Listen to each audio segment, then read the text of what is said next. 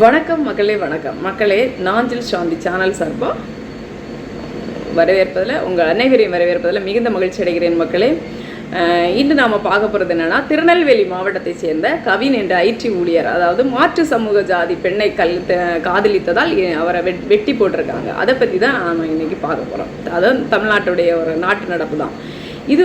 காலங்காலமாக இந்த நிகழ்வு நடந்து கொண்டிருக்கிறது. மனதுக்கு வருத்தம் அளிக்கிறது தான். ஒன்றி சமுதாயம் மாற்று சமுதாயமாக இருக்கும், இல்லை ஒரே சமுதாயமாக இருந்தாலும் ஏற்றத்தாழ்வுகள் இருந்தால் கண்டிப்பாக அந்த காதலை பிரிச்சிருவாங்க, வெட்டி போட்டுருவாங்க.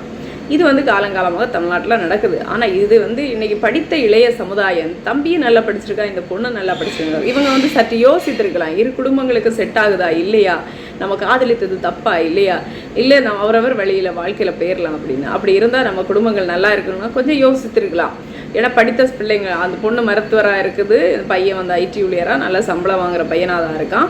அப்படி ஊதியம் பெறுகிற பையன் அப்படி இருந்தால் கண்டிப்பாக யோசித்திருக்கலாம். இது என்னுடைய ஒரு பாயிண்ட், என்னுடைய ஒரு கருத்து. அடுத்ததாக, அப்பா அம்மாங்களுக்கெல்லாம் அவ்வளோ தெரியாது இந்த பிள்ளைங்க என்ன லவ் பண்ணுறாங்களா இல்லையானு. பாவம், அவங்கள நம்ம குறை சொல்கிறது தப்பு. ஆனாலும் ஒரு பருவம் அடைந்த பிறகு தன்னுடைய குழந்தைகளை நாம் தான் பார்க்க வேண்டும். இந்த குழந்தையுடைய செயல்களில் ஏதாவது மாற்றங்கள் இருக்காங்க. எப்பவுமே நம்ம முன்னோர்கள் என்ன சொல்லியிருக்காங்க, அடுத்தவங்க குழந்தைய ஊட்டி வள, ஆனால் வெட்டி போடாத, சரியா? அப்படி ஊட்டி வளன்னு தான் சொல்லியிருக்காங்க, வெட்டி போட சொல்லலை. அது ஒன்று. ரெண்டாவது, நம்ம குழந்தை நம்ம ஒழுக்கமாக இருந்தால் அடுத்தவன் எதுக்கு நம்மளுக்கு தொந்தரவு கொடுக்க போகிறான்? அப்போ நம்ம பிள்ளை கரெக்டான பாதையில் இருந்துச்சுன்னா அடுத்த பிள்ளை தொந்தரவு பண்ண மாட்டா. 4 நாள் தொந்தரவு பண்ணுவான், பெரியவங்க சொன்னால் அது அப்படியே மாறி போயிடும். அப்படி இருக்கும்போது நம்ம பிள்ளை அதையும் தாண்டி அந்த பையனோட தொடர்பில் இருக்குன்னா நம்ம பிள்ளையை தான் நாம் கண்டிக்கணும். அதை விட்டுட்டு அந்த பையனை அடுத்தவன் பிள்ளையை போய் கண்டிக்கிறதுக்கு யாருக்கும் எந்த உரிமையும் யாரும் கொடுக்கலங்க.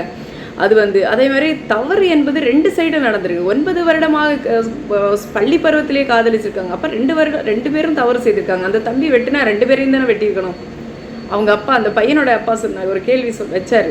அதாவது, நான் அந்த பொண்ணையும் வெட்டி போட்டிருந்தா நான் ஃபீல் பண்ணியிருக்க மாட்டேன் என் பையனை வெட்டினதுக்கு. ஏன்னா 2 பேரும் தான் காதலிச்சிருக்காங்க. அந்த வலைதளங்கள் அவர்களுடைய ஃபோட்டோக்கள் வருகிறது, நம்ம பார்க்க நேர்ந்தது. அவ்வாறு இருக்கும்போது நான் இங்கே என்ன சொல்ல வரேன்னா, இவர்களுக்கு மட்டும் இல்லை, அனைத்து பெற்றோர்களுக்கும் நான் சொல்கிறேன். நம்ம இன்னொரு குழந்தைய நம்ம கரெக்ஷன் பண்ண போகிறோன்னா, நம்ம உடனே ஆசிரியராக இருக்கணும், அவங்களுக்கு அட்வைஸ் பண்ணணும்னாலோ இல்லை அவங்கள தண்டிக்கணும்னா ஏதாவது ஒரு வழியில் இருந்தால் மட்டும்தான் அவங்கள தண்டிக்கணுமே தவிர மற்ற மாதிரி நமக்கு உரிமைகள் கிடையாது. நம்ம பிள்ளையை தான் நாம் தண்டிக்கணும். நம்ம பிள்ளையை தண்டித்து நம்ம பிள்ளைய ஒழுக்கமான வழியில் கொண்டு போய், இல்லைனா அந்த பிள்ளையை கல்யாணம் பண்ணி வேறு யாருக்காவது கொடுத்து, இல்லை ஏதாவது ஒரு வழியில் ப்ரொடெக்ட் பண்ணியிருக்கலாம். அதை விட்டுட்டு இன்னொரு உயிரை எடுக்கிறது இது நியாயமே இல்லை. அடுத்தவங்க குழந்தைய போய் தண்டிக்கிறதுக்கு எந்த பேரண்ட்ஸுக்கும் உரிமை கிடையாது.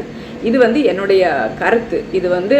இது இப்போ இந்த தம்பி அந்த மாதிரி பண்ணனால அவன் குடும்பமும் வேஸ்ட்டாக போச்சு, இவங்க குடும்பம் வேஸ்ட்டாக போச்சு. அப்போ இன்றைக்கி இது நரகமாக்கி விட்டதில்லை 2 குடும்பங்களுடைய வாழ்க்கையை. சற்று யோசித்திருக்கலாம், யோசித்து அதற்கான முடிவை தேர்ந்தெடுத்திருக்கலாம். ஆனால் தயவு செய்து மக்களே, அடுத்தவங்க பிள்ளையை அட்வைஸ் பண்ணுறதை விட்டுட்டு நம்ம பிள்ளை கரெக்டாக இருக்காங்கிறத நீங்கள் பார்த்தீங்கன்னா கண்டிப்பாக நம்ம குழந்தைங்க நல்ல முறையில் அவங்களுக்கு பிடித்த மாதிரி வளரும் என்கிறதுல நான் நம்புகிறேன்.